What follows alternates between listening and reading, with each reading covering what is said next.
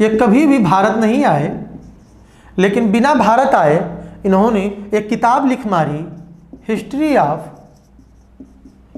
Of British India. ये पुस्तक पूछ चुका है एक बार एग्जाम में, हिस्ट्री ऑफ ब्रिटिश इंडिया। ईसाई मिशनरी थे।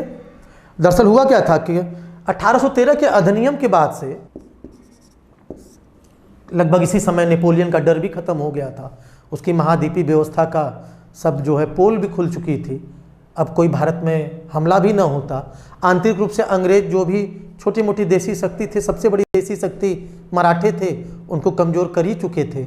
2 युद्ध मराठों से लड़ी चुके थे। मतलब कुल मिला जुला के ये था कि भारत विजय का जो मैच था वह अपने 40वें ओवर पे चल रहा था। अब परिणाम दिख रहा था अंग्रेजों को, आज नहीं कल तो जीत ही लेंगे, जो थोड़े मोड़े 4 और बचे थे।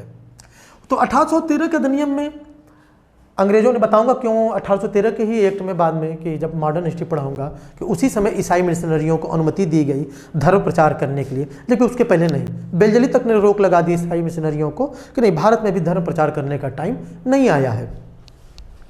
वैसे भी भारत एक आध्यात्मिक देश रहा है। यहाँ कहा भी जाता है कि साहब पेट पे लात मारो चलेगा, लेकिन धर्म पे नहीं। एक बार लात मारा, 1857 हो गई।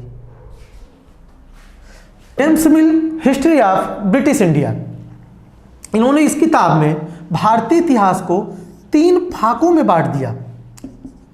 ये बंदा बार बार कह रहा हूं, कभी भारत नहीं आया, भारत की आबो हवा, भारत के कल्चर, संस्कार, इसकी कोई जानकारी नहीं, लेकिन तब भी बिना जानकारी होते हुए उसने भारतीय इतिहास को 3 भागों में बांट दिया।